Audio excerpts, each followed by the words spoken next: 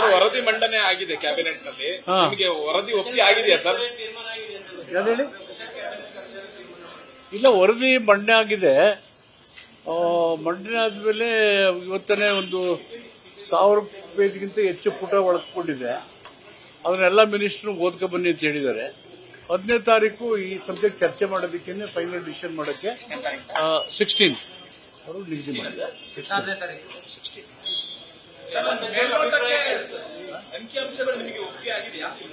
That we have to study the report.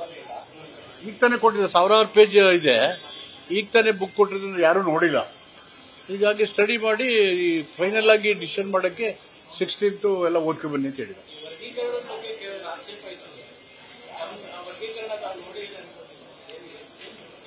ಅದು ಮಾಧ್ಯಮದಲ್ಲಿ ಬಂದದ್ದು ನೋಡಿದ್ದೀವಿ, ಒಳಗಡೆ ಏನಿದೆ ಅಂತ ಗೊತ್ತಿಲ್ಲ. But none the less we study in length.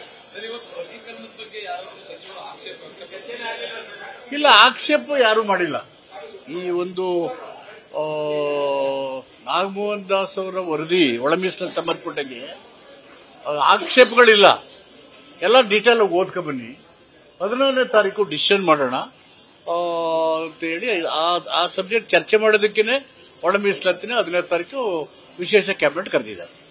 ಜಾತಿ ಗಣತಿ ವರದಿಗೆ ಸಂಬಂಧಪಟ್ಟಂತೆ ಏನ್ ಡಿಸ್ಕಸ್ ಆಯಿತು? ಅದೇನಾಗಿಲ್ಲ. ಬೇರೆ ಏನಿತ್ತು ಸರ್ ಸ್ಪೆಷಲ್ ಏನಿಲ್ಲ ಸರ್. ವೇಮುಲ ಆಕ್ಟ್ ಅದು ಎಲ್ಲ ಸ್ವಲ್ಪ ಸ್ಟಡಿ ಮಾಡಿ ಮಾಡ್ತೀವಿ ಅಂತ ಹೇಳಿ.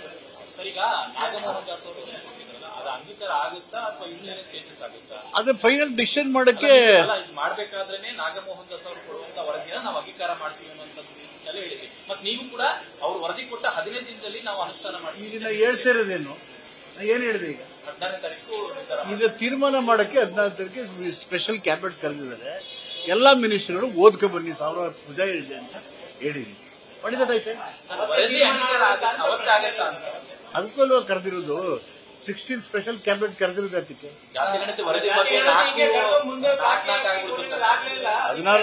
16ನೇ ತಾರೀಕು ಡಿಸಿಷನ್ ಮಾಡಕ್ಕೆ ಓದ್ಕೊ ಬನ್ನಿ ಸ್ಪೆಷಲ್ ಆಗಿ. ಈಗ ಅದೇ ಕಾನ್ಫಿಡೆನ್ಸ್ ಹೇಳ್ತಾ ಇದ್ದೀನಲ್ವಾ, ಅದಕ್ಕೇನೆ 16th ಮೀಟಿಂಗ್ ಕರೆದಿರೋದು. Thank you. ನ್ಯೂಸ್ ಫಸ್ಟ್, ನಿರ್ಭೀತಿಯಿಂದ ನಿಮ್ಮ ಪರವಾಗಿ.